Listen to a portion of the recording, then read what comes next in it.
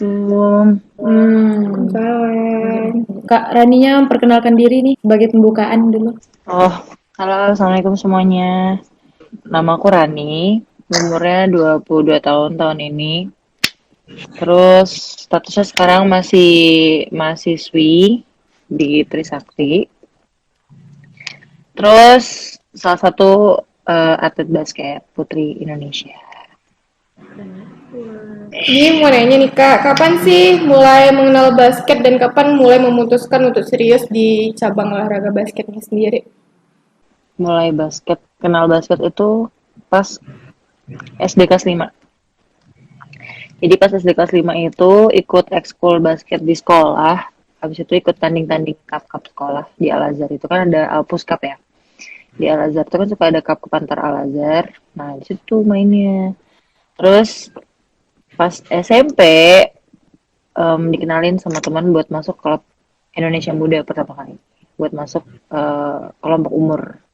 Itu udah akhirnya di situ sebenarnya nggak ada niatan buat yang seriusin aja nih basketnya gitu. Nggak ada. Cuman emang karena suka, ya udah akhirnya keterusan sampai sekarang.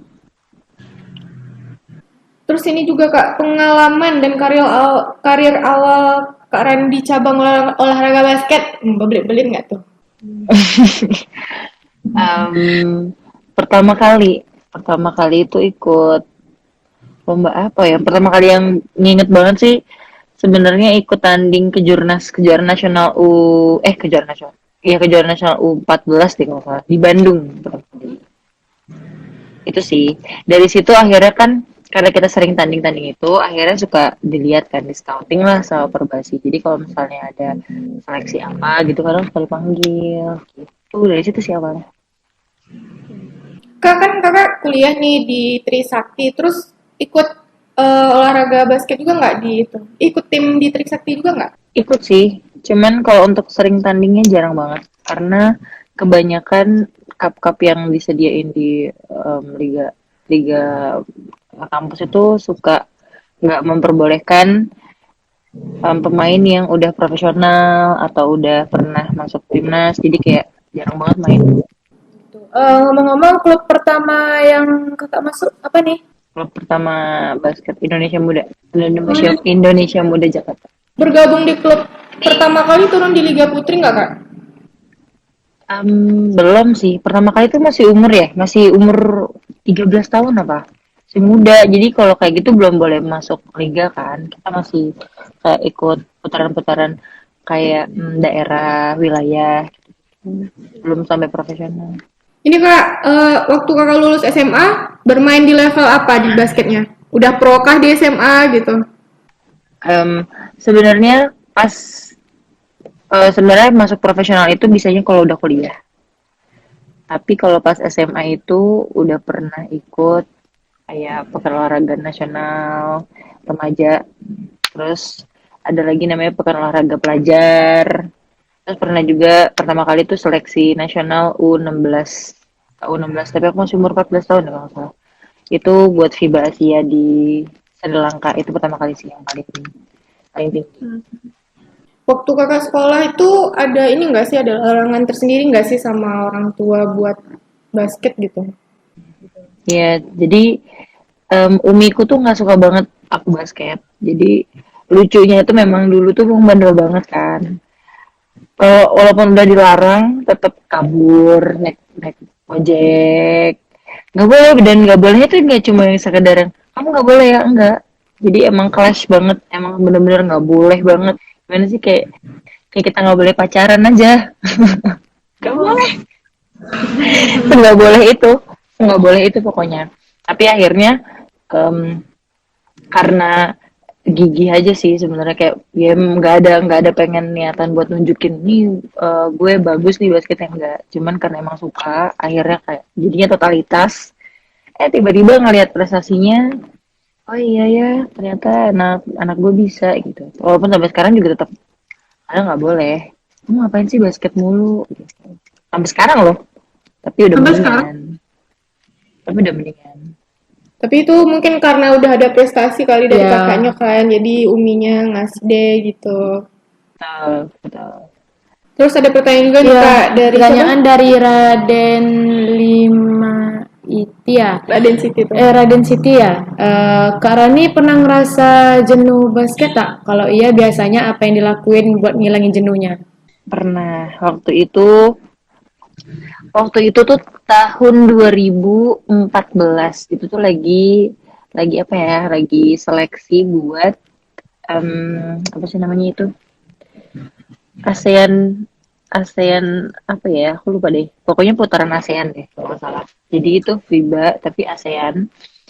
Itu TC selama berbulan-bulan dari seleksi sampai TC buat tanding itu berbulan-bulan itu tuh benar-benar titik jenuh dan itu nggak ada lagi cara untuk itu benar-benar titik jenuh sih rasanya tuh dalam hati tuh kayak panas kebakar gitu kayak tuh nggak mau basket gue nggak mau basket nggak mau karena benar-benar capek pagi sore latihan 4 jam 4 jam 4 jam terus wah nggak sehat deh otaknya itu saat itu. Aduh rasanya pengen pulang, nggak betah banget beneran. Walaupun pengalamannya itu berharga, tapi memang titik jenuh itu nggak bohong ya. Dan cara mengatasinya saat itu cara mengatasinya jalanin aja. Mau nggak bisa. Mau nggak mau jalanin, nggak bisa. Dicari dicari sisi lainnya yang misalnya pas basketnya bosan di luar basketnya ngelakuin hal yang bener-bener bikin kita mood gitu. Jadi pas basketnya on lagi walaupun sebenarnya capek banget bukan jenuh mental doang dan psikis ya itu udah fatigue juga badannya udah nggak mau bener-bener titik kita nggak mau ngapa-ngapain. Padahal sebenarnya di akhir untuk kita juga kan Kak. Iya. Latihan kayak gitu tapi kan itu membawa hasil untuk diri kita sendiri juga ke depannya gitu kan. Iya bener jadi mau nggak mau dilawan sih akhirnya Terus dijalanin ada juga saatnya ya. kita memang harus ngejalaninnya kadang kita harus memang ngejalaninnya dia udah lewatin sama ada juga yang harus dilawan. Ini juga nih Kak, saat Kakak kuliah nih, kan Kakak masuk jurusan desain interior ya kan? Itu sebelum Kakak masuk ke jurusan itu ada gambaran kesibukan kuliah desain pada saat memilih itu nggak? Enggak enggak ada jadi pertama tuh masuk kuliah disuruhnya dokter kan. Terus ngerasa dokter itu nggak cocok lah karena dia teoritis banget sedangkan aku orangnya kan explore suka banget berkarya hal yang lain gitu. Kalau di dokter kan harus tekun baca, nah aku tuh nggak bisa kayak gitu. Terus dan ngebayanginnya wah pasti kalau dokter bakal banyak belajar nih. Akhirnya memutuskan untuk nyari jurusan lain. Kebetulan pas milih jurusan desain itu nggak tahu dan nggak pernah pengen mau jadi desainer nggak ada tapi emang suka seni pas milih desain terus apa ya desain yang ngerti ya nggak tahu benernya gambling banget sih milihnya waktu itu itulah desain interior aja nggak tahu tugasnya ngapain pertama kali tuh bayangannya oh desain interior itu kayak main The Sims tahu The Sims ya yang bikin rumah orang-orang ya kayak gitu mikirnya ya nggak tahu kalau bakal tugasnya bakal kayak wah gila nggak tahu sumpah nggak tahu Banyak gitu Kak tugasnya. banyak banget banyak banget karena kita juga harus teori terus kita juga harus praktek dan ini tuh nggak bisa dijokiin orang jadi mau nggak mau harus kita yang ngerjain nggak bisa diwakilin orang tuh. Terus juga mau nanya ini, gimana sih cara Kak Rani membagi waktunya gitu? Kuliah untuk basket. Ya Sekarang kuliah kan untuk kita tahu basket nih ya, tadi Kakak bilang ya, tugasnya banyak gitu ya, kan. Jadi gitu. gimana buat bagi waktu ke Waktu basketnya untuk ke gitu? basketnya gitu. Sebenarnya ya mau sebenarnya tuh mau sesibuk apapun kayaknya nggak ada yang sulit deh buat bagi waktu karena memang pada dasarnya aku tuh anaknya nggak suka main maksudnya gimana ya nggak suka yang nongkrongnya seru nggak atau gimana ya kan kalau misalnya di SMA itu ada anak-anak yang suka nongkrong gitu kan ada anak-anak yang sukanya jalan ada anak-anak yang sukanya pulang nah kalau aku tuh tipenya yang sekolah latihan nongkrong sama anak-anak latihan doang abis itu pulang gitu jadi kebiasaan itu kebawa sampai kuliah jadi pas kuliah cuma kuliah nanti kalau misalnya oh kuliah jam sekian aku udah latihan jam sekian udah aku langsung latihan bodoh nanti orang-orang mau nongkrong kayak mau hehe dulu tuh nggak kepikiran nanti abis latihan udah kebayang tadi tuh di kampus ada tugas apa kalau bisa pulang udah ngerjain walaupun cuma satu dua nyicil gitu loh Dan nggak selalu gitu juga sih, kadang ngikutin mood.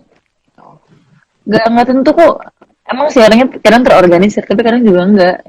Yang penting lebih tipsnya mungkin hal-hal yang nggak manfaat tuh udah ditinggalin aja. Jadi nggak perlu bingung karena nggak perlu kita sibuk. Sebenarnya kita udah sibuk sendiri kayak misalnya soal 5 waktu, belum kita belajar ngaji, belum kita belajar agama apa segala macam itu kan sebenarnya butuh waktu juga kan.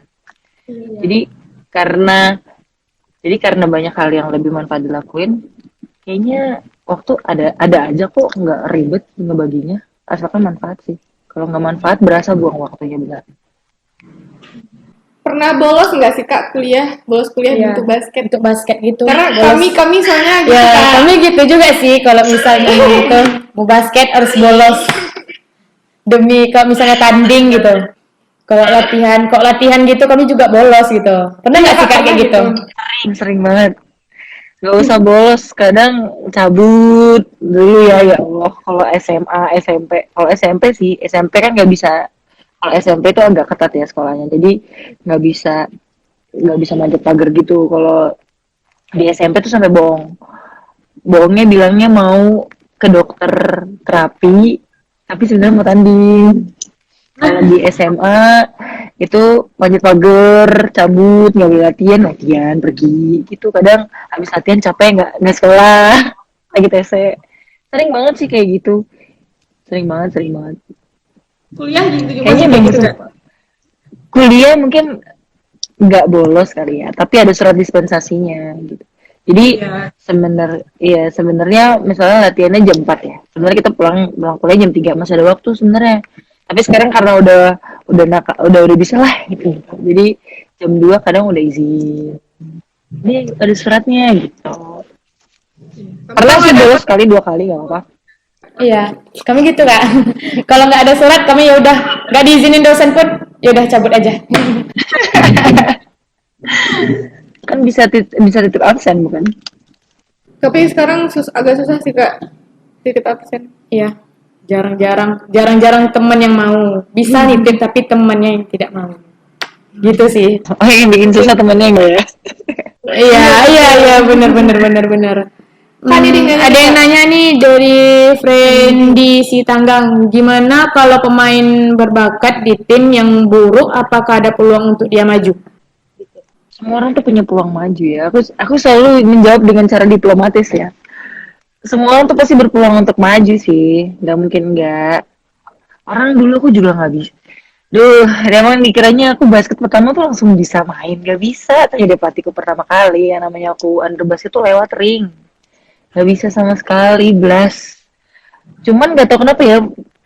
Di dalam diri tuh selalu punya kepercayaan diri kayak gue mampu ngelakuin apa aja gitu asalkan gue latihan asalkan gue coba gitu belajar nggak bisa kok nggak bisa beneran deh sumpah duh ya ampun sampai diketawain sampai di underestimate orang banyak banget sampai orang tuh nggak nyangka dibilang mentah lah anak anak baru basket gitu gitu parah mau seburuk apa sih kalau latihan dan hatinya ada di situ bisa kok aku mikirnya gitu ya.